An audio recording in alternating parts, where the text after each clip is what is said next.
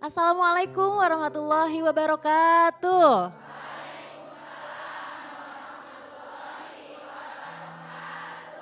Alhamdulillah senang sekali saya Zizi Syahab hadir menemani Anda dalam acara kajian hati.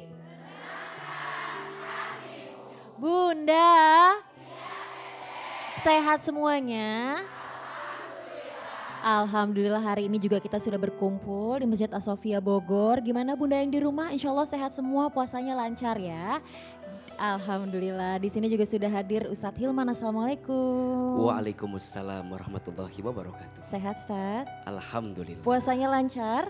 Lancar insya Allah. Amin insya Allah. Dan Masya Allah hari ini temanya adalah mengobati hati yang patah dengan cinta yang tak pernah salah. Masya Allah.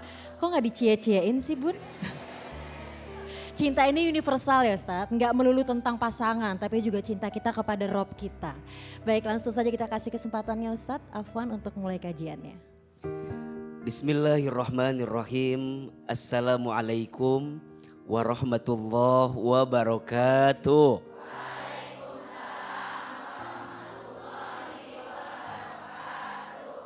Alhamdulillah segala puji bagi Allah yang maha pengasih, yang tidak pernah pilih kasih. Segala puja untuk Allah yang maha penyayang, yang kasih sayangnya tidak akan pernah terbilang. Tolong aminkan sama-sama, mudah-mudahan kita semua semakin disayangi oleh Allah. Bunda,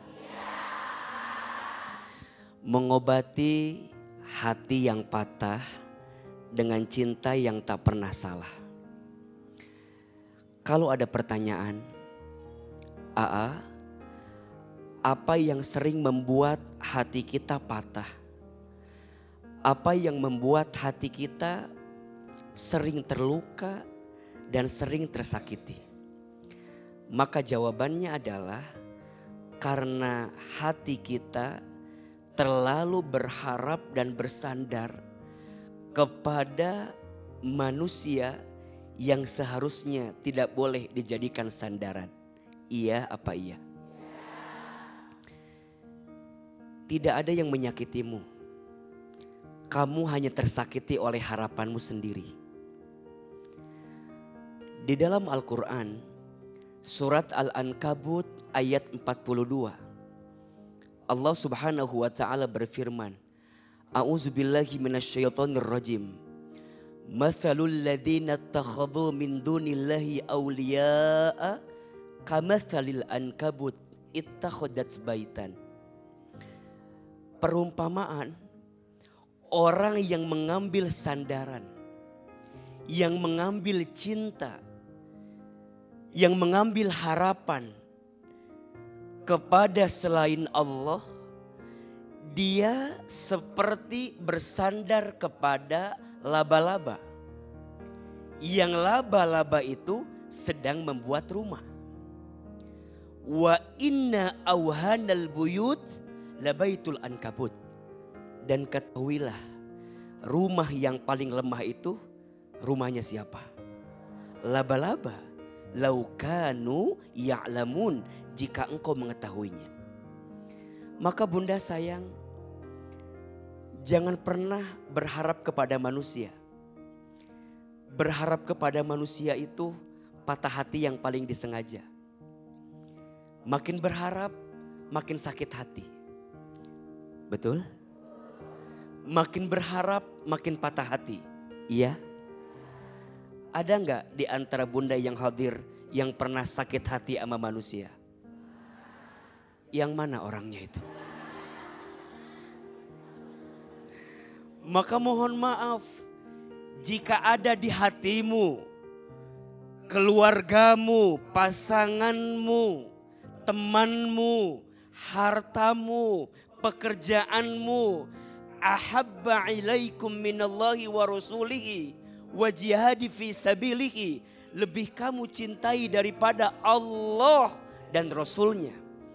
Fatarabbasu hatta ya'tiyallahu bi amri, maka tunggu saatnya Allah akan ikut campur ke dalamnya dan membuat hatimu mudah patah karena cinta yang kamu harapkan kepada selain Allah. Betul apa betul? Maka wajar kenapa hatimu mudah patah. Karena terlalu berserah kepada orang yang sangat lemah. Betul? Kita berharap dia jadi rumah, ternyata hanya singgah. Kita berharap dia jadi takdir, ternyata hanya hadir. Kita berharap dia teman hidup, ternyata numpang hidup. Kita berharap dia tulang punggung, ternyata tulang lunak. Manusia itu mudah menyakitimu. Kata Imam Ali bin Abi Thalib, aku pernah merasakan semua kepahitan hidup. Dan tidak ada yang paling pahit aku rasakan. Kecuali saat hati terlalu berharap kepada manusia. Oleh karena itu, jika pernah kecewa dengan manusia, jangan nyari manusia lagi. Iya kan? Jika pernah kecewa dengan dunia, jangan cari dunia lagi. Saatnya beralih. Jangan pindah kepada manusia. Mungkin itu alarm dari Allah agar kita kembali sama Allah. Betul? Karena yang tidak akan membuat hatimu patah hanya Allah. Yang tidak akan membuat hatimu sakit hanya Allah. Manusia berpotensi menyakitimu. Manusia berpotensi mengkhianatimu. Bahkan manusia itu hati dan lisannya mudah berubah. Betul? Sekarang bilang A, besok bilang. Sekarang begini, besok. Kok kayaknya dari hati banget itu. Maka ayo pelan-pelan. Jadikan bulan Ramadan ini sebagai bulan terbaik. Agar kita mengobati hati yang patah. Dengan cinta yang tak pernah salah. Yaitu cintanya Allah Subhanahu wa ta'ala. Mudah-mudahan kita semua makin dicintai oleh Allah Subhanahu wa ta'ala. Amin ya rabbal alamin. Masya Allah Bunda, ada yang mau tanya di sini Bun?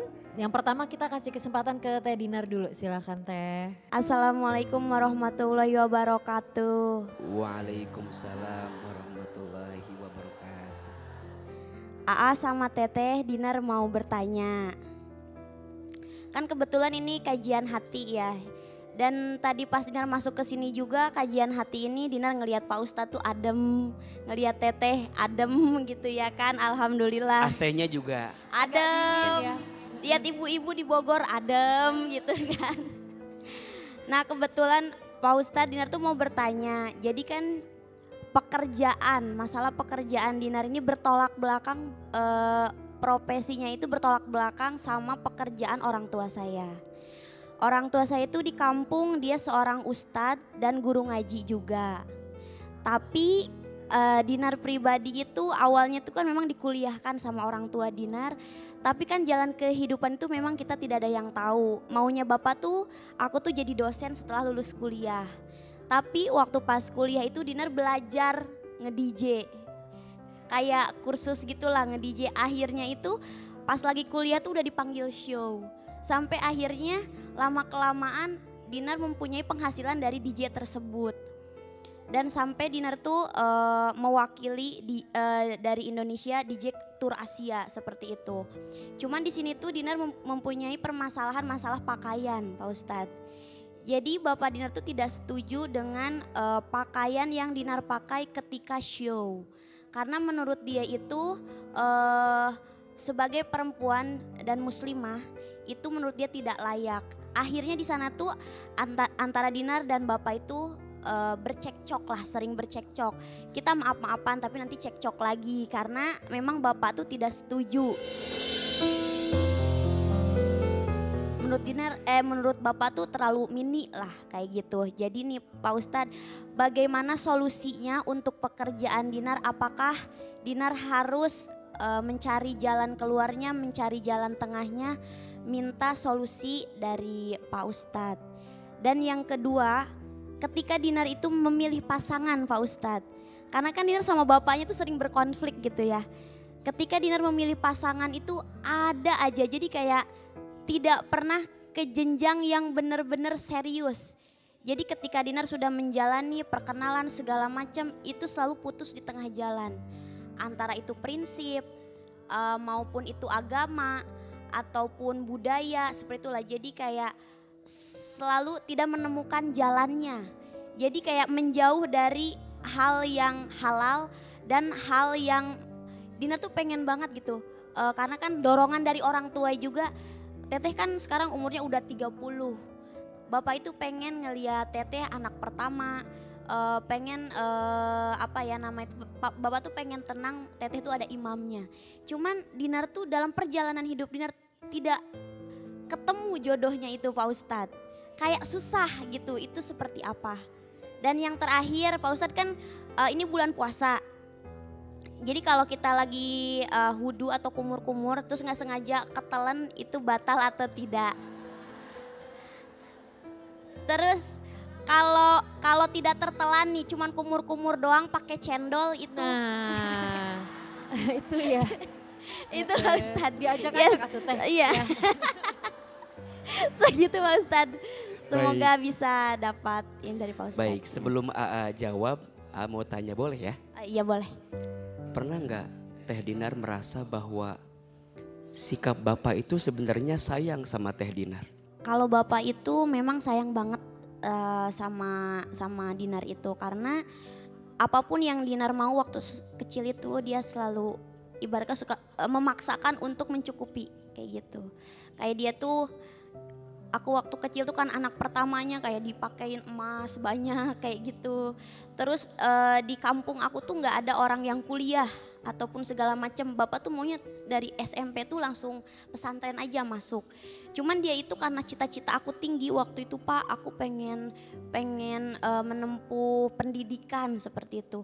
Akhirnya Bapak itu masukin aku SMK terus kuliah dengan zaman dulu tuh dari kampung tuh jarang banget dari kampung aku untuk yang kuliah seperti itu. Dia tuh memang sayang banget, perhatian banget.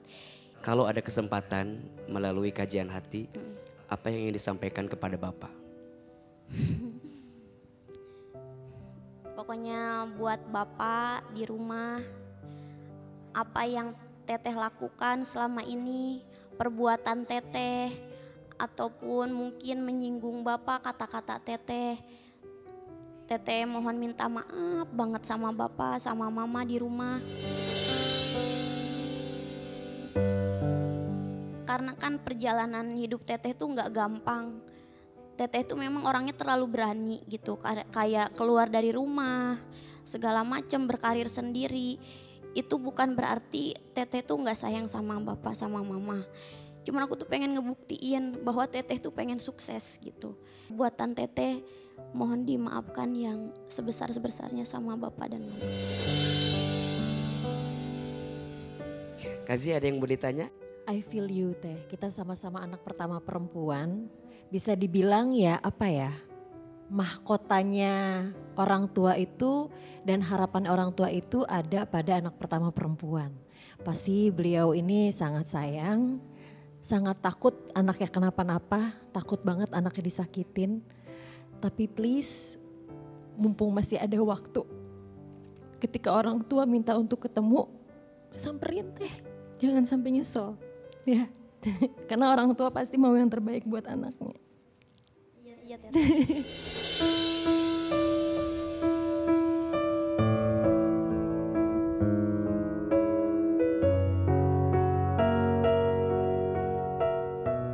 Bunda. Iya, Pertama, tentang hubungan kita sama orang tua. Tolong catat baik-baik ya. Rasulullah Shallallahu Alaihi Wasallam bersabda, ridullah fi ridul walidain, wasuhtullah fi suhtil walidain. Ridhonya Allah tergantung ridhonya orang tua. Murka bencinya Allah tergantung murka benci orang tua. Maka untuk kita setiap anak, siapkan ruang di hati agar kita selalu berbuat baik sama orang tua kita. Agar kita selalu berbakti sama orang tua kita. Karena mohon maaf, tidak akan ada kita kalau tidak ada orang tua kita. Walaupun mohon maaf, mungkin kita pernah salah memahami, mungkin kita pernah beda pendapat, mungkin kita pernah beda pandangan. Siapkan ruang di hati. Yang namanya orang tua pasti menginginkan yang terbaik untuk anaknya. Betul? Maka terus berbuat baik sama orang tua. Teh Dinar terus cari waktu, cari kesempatan agar hubungan dengan ayah jadi lebih baik. Belajar minta maaf, belajar memaafkan. Sama orang lain aja kalau kita salah harus minta maaf, betul? Sama orang lain saja kalau orang lain nyakitin kita, kita maafkan. Apalagi ini dengan orang tua kita. Maka ini bulan Ramadan, jadikan ini kesempatan terbaik untuk memperbaiki hubungan kita dengan orang tua kita. Dan tolong catat baik-baik. Kalau kita ingin dimuliakan dalam hidup, rumusnya muliakan orang tuamu. Kalau kita ingin disayangi oleh Allah dalam hidup, maka sayangilah orang tuamu. Bahkan mohon maaf, disebutkan dalam kitab Birrul Walidain, Ibnu Jauzi pernah menyampaikan, ibka'ul walidain minal uquq. Membuat orang tua menangis karena kelakuan kita, maka itu termasuk perilaku durhaka kepada orang tua. Maka segera minta ampun kepada Allah. Segera bertaubat kepada Allah. Bahkan disebutkan dalam keterangan yang lain, ada 2 dosa yang balasannya langsung disegerakan di dunia. 1 adalah dosanya seorang anak yang pernah menyakiti dan durhaka kepada orang tuanya. Kita nggak tahu sampai kapan Allah memberikan kesempatan kepada kita untuk masih bisa melihat orang tua kita. Kami yang sudah kehilangan orang tua, di antara yang membuat kami sedih ketika Ramadan, yang membuat kami sedih ketika Idul Fitri apa? Sudah tak lagi bisa melihat orang tua kita. Maka tadi Kak Zi sampaikan, kalau sekiranya bisa diusahakan, temui, sampaikan perasaan itu, jangan sampai mengganjal di hati. Khawatirnya ganjalan di hati itu menjadi sesuatu yang berat dalam diri kita. Pertanyaan selanjutnya, AA, kenapa urusan perasaan saya sering tidak menemukan kebaikan? Ketemu yang ini gak sesuai. Ketemu yang ini gak lama. Ketemu yang ini gak panjang. Apakah restu orang tua itu mempengaruhi jodoh kita? Boleh jadi iya. Karena yang kita butuhkan dari orang tua itu doa, betul? Untuk semua yang terjadi kemarin, lepaskan, tinggalkan, buka hati lagi, percayalah. Allah sedang siapkan orang yang lebih baik daripada dia yang kemarin pernah meninggalkan kita, betul? Maka belajar pelan-pelan untuk melepas semua yang pergi meninggalkan kita. Pertanyaan ketiga, AA, gimana kalau kumur-kumur pakai cendol ketika puasa? Udah pasti itu Maya. Kalaupun gak ditelan pasti maunya ditelan. Adalah tipis-tipis kerasa kan. Kecuali gak sengaja ya. Insya Allah tidak membatalkan. Tapi kalau sengaja kumur-kumur pakai cendol, apalagi campur teh manis. Aduh, takjil ditambah ya. dengan gorengan bala-bala ya sempurna. Itu mah bukan gak sengaja, itu mah memang batal. Mudah-mudahan Kak Dinar Allah berikan jawaban dari semua kegelisahan. Amin ya rabbal alamin. Masya Allah. Yang bakal aku coba nih saat ini lebaran nanti, aku bakal bener-bener minta maaf dan aku pengen bener-bener semuanya tuh diobrolin. Ya Allah, kasih jalan yang terbaik buat aku, pekerjaan yang terbaik buat aku. alur cerita hidup aku tuh yang terbaik buat aku, jodoh yang terbaik. Pas aku pertama kali masuk, lihat Pak Ustadznya, wah ini adem banget nih gitu kan. Terus kan curhat minta solusi, dikasih solusi itu yang memang benar-benar menurut aku menyejukkan hati.